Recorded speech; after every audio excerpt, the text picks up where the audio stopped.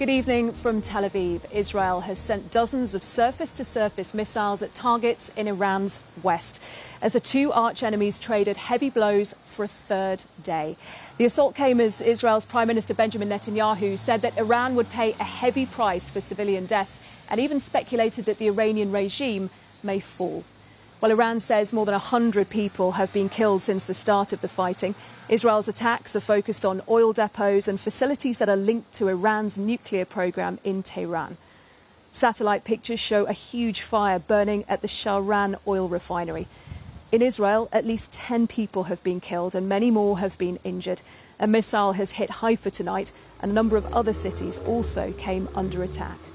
Well, Prime Minister Sir Keir Starmer has sent RAF fighter jets to Cyprus today, and earlier the Foreign Office advised against all travel to Israel. With the latest on the fighting, here's our Middle East correspondent, Lucy Williamson.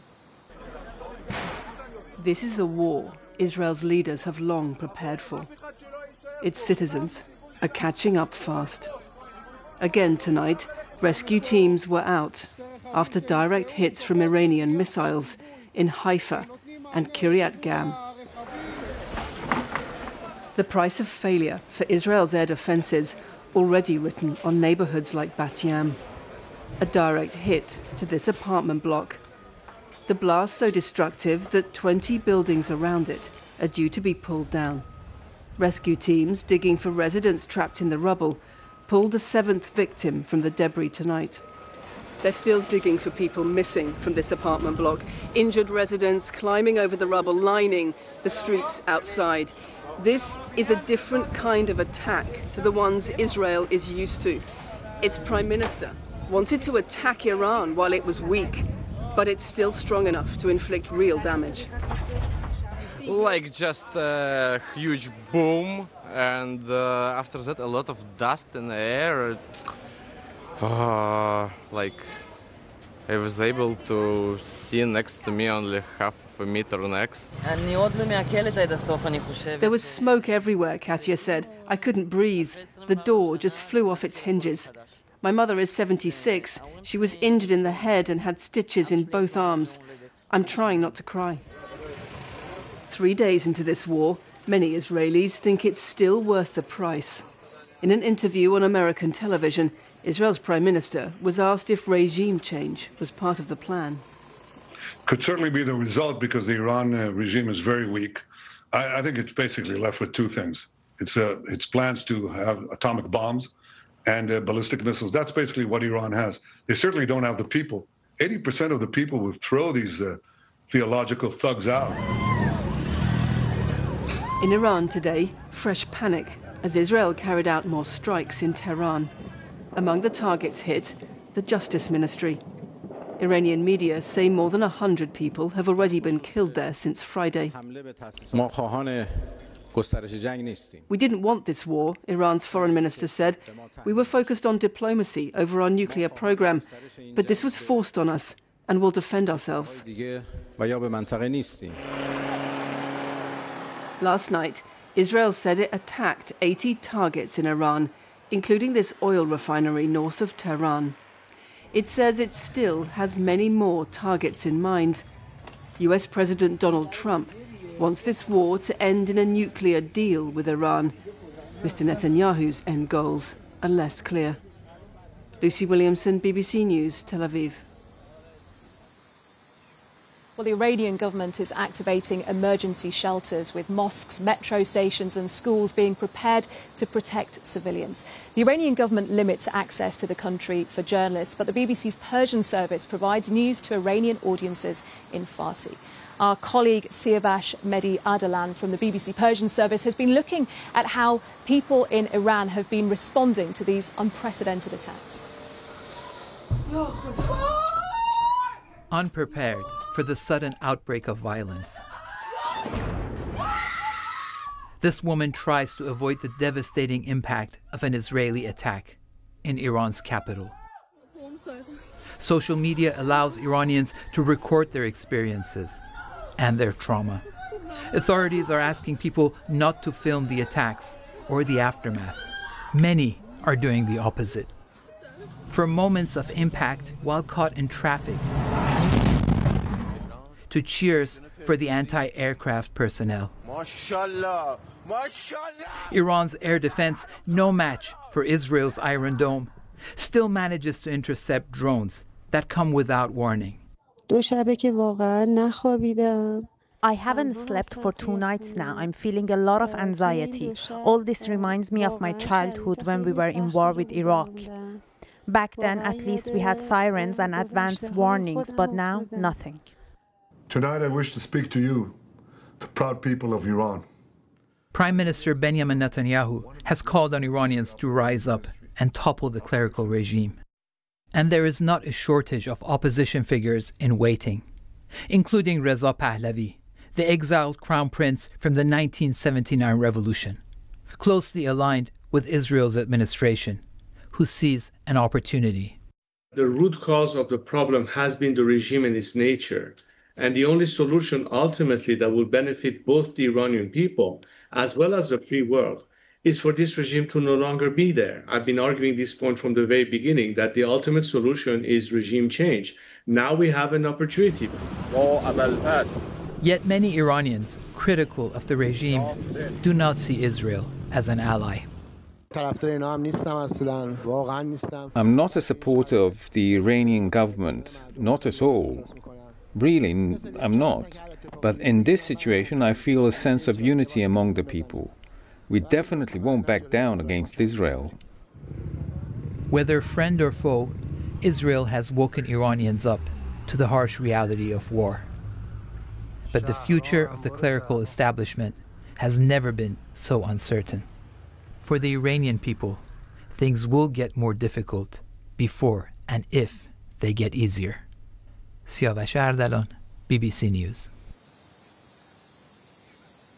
Well, this is a fast-moving story developing all the time. Let's speak to my colleague Lucy Williamson about what is happening tonight. Lucy, what can you tell us? What's the latest?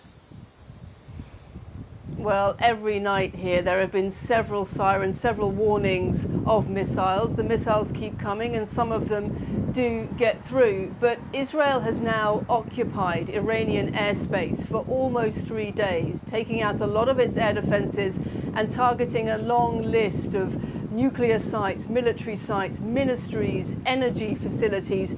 Today it said it had killed the head of the intelligence for the Revolutionary Guards, Mohammad Kazemi. Here in Israel, the head of the armed forces said Israel would increase the intensity of its operation, and that raises several questions, among them whether the US will come and help Israel to target some of Iran's hard-to-reach nuclear sites, whether the UK and others may help to come and defend Israel from Iran, and also whether Israel's Prime Minister, Benjamin Netanyahu, has an exit plan for this war. Lucy, thank you. Well, as we heard earlier, the Prime Minister, Sir Keir Starmer, said today that RAF fighter jets will be sent here to the Middle East to protect British interests in the region. But what are they and where are they? Joe Inwood explains. Now, it may not technically be in the Middle East, but RAF Akrotiri in Cyprus is the UK's most strategically important base in the region, and it's being reinforced. Now, the numbers haven't been made public, but they will include Eurofighter Typhoons and Voyager refuelling aircraft. Royal Air Force Akrotiri is a critical forward deployable base to the UK. It's about 330 kilometres from Akrotiri through to Tel Aviv, so flight time not long at all. It allows the UK to project power and influence within the region. But it's not the only UK presence in the Middle East. As well as the RAF base in Akrotiri, there are also 2 army battalions at another base in Cyprus. The UK also has a naval base in Bahrain with 4 mine clearance vessels and a Type 23 frigate. Also, the HMS Prince of Wales carrier group has just passed through the region and is still nearby. Also, there are special forces, although their locations are a secret. Now, the Prime Minister insisted the reinforcements in Akrotiri were for contingency support, but the government's refused to say whether it might, as it did last year, help protect Israel from incoming Iranian attacks. Now, Iran has said that if they do that, UK bases could well be a target, and they would be vulnerable. For the UK, there would be a considerable risk for its facilities that were within range of Iranian weapons. As I mentioned, the UK doesn't really have much in the way of ballistic missile defence itself. But for now, the message coming from the UK government is for de-escalation. They say that these reinforcements are to protect existing assets that could well be vulnerable in an increasingly unstable region. Well, tonight, President Trump has called on the two sides to reach an agreement and even suggested that a peace deal may be within sight. It's also emerged tonight that he rejected a recent Israeli plan to try and kill Iran's supreme leader, Ayatollah Ali Khamenei. That has come from three senior US officials who've been speaking to our US partner, CBS News. Donald Trump at the moment is on his way to Canada to take part in the meeting of G7 nations that's happening, and our North America editor, Sarah Smith, is there. Sarah, what do we know about this assassination plan? Well, it is being reported that when this was put to Donald Trump, the idea of trying to kill the Ayatollah, he flatly vetoed it. And senior administration official has described the thinking this way, saying, have the Iranians killed a single American yet? No. Well, until they do, we are not even talking about going after the political leadership. So that was very clear. I mean, America is involved in this conflict to an extent because they're helping to defend Israel. They have been shooting down missiles that have been aimed at Israel. But today, Donald Trump has been at pains to stress that America is definitely not involved in the attacks on Iran. Now, there are people in Iran who frankly do not believe that, and he had one very clear message, though, about trying to involve the United States, saying if we are attacked in any way, shape or form, the full might of the US armed forces will come down on you at levels never seen before. So he is very eager to warn off Iran from trying to involve America in this conflict. And of course, when all the G7 leaders come here in Canada, that's what they're going to want to talk about, de-escalating this conflict, making sure it doesn't spread more widely through the region. And Donald Trump does seem to be remarkably optimistic about the idea of getting a peace deal done. He says it won't be difficult, it would be fairly easy to resolve this conflict. And he even seems confident that talks can go on that were happening between America and Iran about trying to stop Iran ever developing a nuclear weapon. They were called off today when Iran pulled out. But Donald Trump's view is that what's happening now, the conflict, actually might make a deal come quicker, he says. Sarah, thank you. Well, it is at this time of night, it's after midnight now here in Israel, that people both here and in Iran start to brace themselves. They've seen heavy attacks for the last 3 nights. There's no reason to believe that tonight is going to be any different, particularly when you hear that international diplomacy doesn't seem to be having any impact